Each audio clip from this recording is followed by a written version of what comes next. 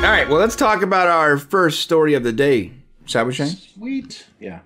And I want to start with, because all the Stargate talk, can I start with Stargate? We should. Absolutely. Okay. Well, this is coming from Gate World, boys and girls. Amanda Tapping, Brad Wright talks Stargate travelers and the industry changes. And this is literally from 2 days ago. Yeah, this is new news. And, you know, the real news from this, we could talk about kind of, because there's some interesting things they talk about. It's true because they're doing these, you know, Brad Wright's doing these podcasts, right? And he's bringing people on. But what's happening is we're getting a picture of what he's doing with this new series that he's writing through these podcasts. So if you're a fan, you probably want to do that. They're all on the Companion, which is a paid service, something you have to pay to go check out if you want to hear them. But I got the Companion. Honestly, I got it. It might be worth it. It's not bad. What's that? Yeah, the Companion's not bad. Yeah, I mean, honestly, it might be worth it. It's very Stargate heavy. Yeah, there's a 35-minute version is available for free, but you can get the full 75-minute conversation if you're a subscriber. So there will be a link, I think, for you to go check that out. Or if you just go to this Gate World article at the bottom, there's a link to it. Yeah, and there's a link to the Gate World article. By the way, there's a link to, just to be clear, there's a link to every one of the articles we talk about, always in the clip shows on PCU. So every link, every article we talk about, we share the source. So the news for this, there's a lot of things to unpackage here, but the biggest news here is that we find out that Brad Wright has written a line in the new script for Jack O'Neill. So what that means is it's suggesting that that Richard Dean Anderson could come back in this new series. That Jack O'Neill will likely come back, at least in the way he's writing it right now. And the way this all kind of breaks down is he asked Amanda if she thought that Jack O'Neill and Samantha Carter had a relationship. What was the extent of their relationship? Right. And she tells him that it's more than a one-night stand. Hint, hint. So. Hint, hint. Right. Yeah. Here's that line. It says, in the extended cut of the podcast, Wright asked her if she thinks Sam and Jack ended up together. And then she reads her line from the new script. I love when I see the new script. I know, right? Yeah, my loins are embroiled and standing erect. He says that it's a line of dialogue written for Jack O'Neill. More erect diamonds. Yeah, dude. Suggesting Wright's desire to add former series lead Richard Dean Anderson to the lineup for SG-1 actors who can kick off a new show. Let's just cross that word out right there. Right? Just stop saying potential. It's coming. Obviously, bro. Conversations in Sci-Fi gives Wright a chance to talk with friends. Oh, wait, I'm sorry. That's just blah, blah, blah. Anyways, that's huge. They're also talking up here. I have a couple projects in the air, Wright said. One of them is Stargate. Okay? Right there. I have a couple projects in the air, Wright says. One of them is Stargate. He just sort of glosses over that fact. Yeah. At this point, if you think Stargate isn't happening, you're blind. I don't know what to tell you. Yeah. Well, I mean, we broke it down before, you know. Yeah, well, we did. We just made that video. Wouldn't be working. What's that? We just made that video. Yeah, Brad Wright wouldn't be working on a Stargate script if he didn't have a really good feeling, pretty positive that he knew something was going to go down. Right. So, you know, he's been behind the scenes working with MGM for a long. He knew that the deal was coming with Amazon, either Amazon or Apple. He knew it was coming. Right. Of course he did. You know, so he's not working on this like thinking, okay, I hope it happens. No, he wouldn't waste his time with that. Actually, that's something. We had a couple comments that were like, you know, Brad Wright was writing a script for MGM, not for Amazon. You think Amazon, like a month ago, was like, yo, we want to buy MGM. Called MGM and gave me $8.5 billion and bought it? No. This was a deal. There was a lot to stack up. They had to check out rights. They had to talk to some of the license holders that they own, that other people own some of the properties. And I'm flabbergasted right now. But bottom line is, this was a deal in the making. It wasn't something that happened overnight. This took months. $8.5 billion is something that takes months, not days. Right. Yeah, it's been going on for a while. Well, what he says here, he goes, I have a couple projects in the air. One of them is Stargate. Obviously, fans are interested in hearing about that. And it's still in the same place last time we talked. And I think it began with COVID, changing everything up and putting the brakes on a ton of development. And I think it has migrated to the changes that may be happening at MGM. Ooh. Right. In terms of being purchased by a much larger company. He knows. He knows. Well, this podcast was done just before the announcement of Amazon buying MGM. Right. So he already knew. So he already knew. Right. Yeah, and on top of that, bro, here's what's really, really super interesting. So, you know, they knew that MGM this sale was going down. MGM's biggest problem is they just don't have any money to make it. So they knew that whoever was going to buy it was going to be super juiced. So the fact that, you know, if you haven't watched the other video, I'm sure you guys have, but if you haven't, you know, Brad Wright knows that if he's working on a script and he's got, you know, characters and people that are going to be in place, Amazon's going to be much quicker to pull the trigger on doing Stargate because MGM's other projects would need to be started from scratch. Right. So that's kind of what we're looking at here. And look at this next line. I've been working with MGM since 1984. So I've seen this happen. I've seen the signs that are about to be sold. Like when Sci-Fi Channel stopped sending out its stationery ahead of what turned out to be rebranding as Sci-Fi, which was the worst rebrand of history, in my opinion. Right. Oh, you know, I learned something really interesting lately. You know, after doing a Stargate history, you know, we kind of know all the ins and outs of Stargate. But I heard something that I had not heard before. Mm-hmm. And that was that Brad Wright said that right after the bankruptcy happened, Sci-Fi Channel wanted to pick up the pieces of Stargate and keep running with Stargate. But the problem is that there was no one for them to reach out to. There was literally not a person for them to speak to because they were all gone. Oh, wow. So anybody who had been working on Stargate in MGM at that time was basically gone.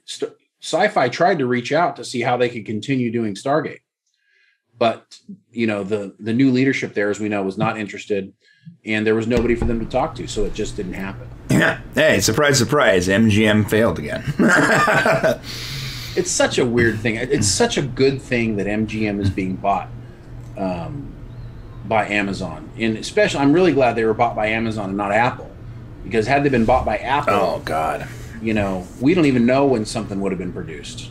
So yeah, I saw that news. We were going to talk about it today, and I decided to take it off the list. It's about this new show with Jason Momoa, and apparently David Hewitt is going to be part of the new show with Jason Momoa, and it's called the show is called See, S-E-E. The news is See is getting a season 3 renewal, and David Hewitt's joining the cast. I'm like, that's huge news. Except for, how the hell do I not know about this TV show? Oh, it's on Apple TV. It's on Apple TV. No one knows about it unless you're one of the few people that own an Apple TV box. It's crazy. It's a weird thing. I don't know how they're possibly making money when they're like renewing these shows that have massive budgets. They can't be making money on their TV division. They can't be. You know, that Rob McKinley show was like $100 million budget. There's no way that show made $100 million. It's not possible. Yeah, no, they're definitely losing money. The other problem is that how are they going to make it so that everybody can see this stuff? Like right now, how do you and I watch something on, you know, from Apple TV? Can we watch it unless we have an Apple device? I'm pretty sure either you have to have an Apple TV device or you have to buy the episodes on iTunes. But I don't know. I actually wanted to watch that show Mythic Quest and I couldn't find it. I couldn't even find it pirated, dude. I'm not saying I looked, you know, but I did. I did look. Looking it up right now. How do you watch a show on Apple TV? Yeah. Okay. They're gonna be like, buy an Apple TV. We'll do in the Apple TV app. Do any of the following. Can you get the Apple TV app on anything but an Apple phone? So, which means if you're not an Apple person, you can't get it. You can't get it. I like how you like. One of the first things is how do you watch Apple TV without an Apple TV? Is that what it says? Yeah. Yeah. How do you watch Apple TV without Apple TV? Without Apple, you're right. Without Apple TV. Yeah. So they're going to need to find a way. They got to stop thinking that being exclusive is somehow better. I'm sorry. It says there's an Apple TV app for Roku. Oh, really? But you got to install it from the Roku website, or you have to install it on your phone, and you have to Chromecast it. So it's complicated. Yeah, look, guys, I've looked for it. I've never seen it. So it says you can install Apple TV on your Roku device from the Roku website. Why can't you just search it like a regular Roku app? You know what? I'm going to test it today. Yeah, find out. Let's find out. I'm going to find out today because there were a couple shows I wouldn't mind seeing. I want to see Mythic Quest so bad. That show looks hilarious. I love Rob McKinley. The whole cast is great. And I sort of want to watch this show with David Hewitt and Jason Momoa. Oh my God, sign me up. What is that show about? I think it's a period piece, dystopian. The trailer looks very like dystopian, sort of. Either it's super far in history or super far in the future. One of the two. Sounds interesting. Kind of glad they didn't buy it because things are so weird. But Apple also kind of screwed itself by not buying it because now there's nothing else to buy out there. Yeah. So Apple at some point is going to have to merge with someone else. I think what's going to happen with these streaming wars is a lot of these companies are still going to have to keep merging because I just don't think they're going to make it on their own. Well, yeah, just like in the browser wars. The smaller browsers kept combining and combining. Same with the soda wars. Remember they call them the cola wars back in the 70s to the 90s.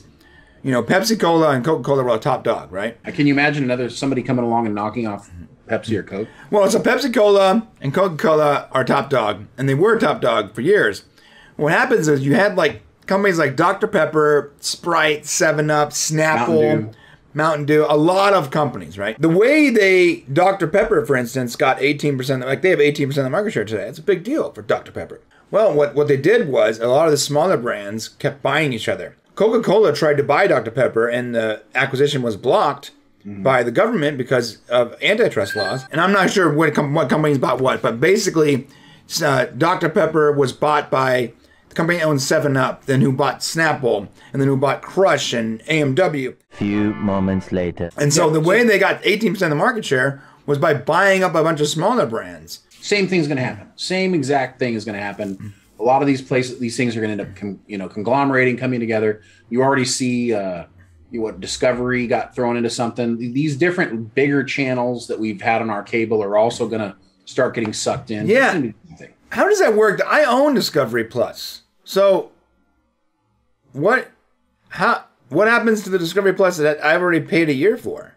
Yeah. No, good job. So I'm a little confused to what's going to happen because Discovery Plus was literally just like purchased. Yeah, so you just have to cancel your subscription. So one or the other. I already bought a year. So, like, do I lose 6 months? Probably.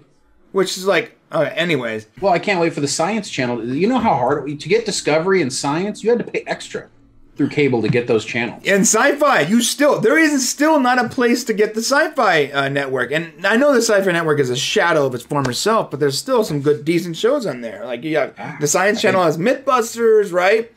Yeah. And, some good shows that I would love to go revisit. And the Sci-Fi, they have that show, My Resident Alien, which is actually fantastic. And you can only watch it if you have cable, or as if you log into their app and you use some like credit system to watch it. And it's weird. So really great news, just to tie us back here to Stargate. Some really great news, just getting these podcasts. I'm going to be definitely paying attention. There's more podcasts to come. He's doing this very frequently, and I think we're learning something new every time he does one. Mm-hmm. So stay tuned to that. I think that's probably where you're going to get little hints of when it's going to happen. But just note, there will not be like a Stargate on Amazon quickly. The first thing that has to happen, I'm not saying within the next few months, they still have to complete the sale. That's going to take months. Right. They're going to have to restructure what the relationship is between MGM current employees and Amazon, and how Amazon's new global marketing or global entertainment division is going to do this. So, while it may not be soon, I still think that Stargate will be one of the first MGM properties to come out. It just may still be some time. That's it. So, it's great. For the Clip members, jump down there, hit that subscribe button, hit that comment, let us know what you think about this. Thanks for watching. To see the full conversation, become a member of the Popcast family. Use the link in the description below or go to our channel and click the join button. Select your tier and we'll see you at the next show.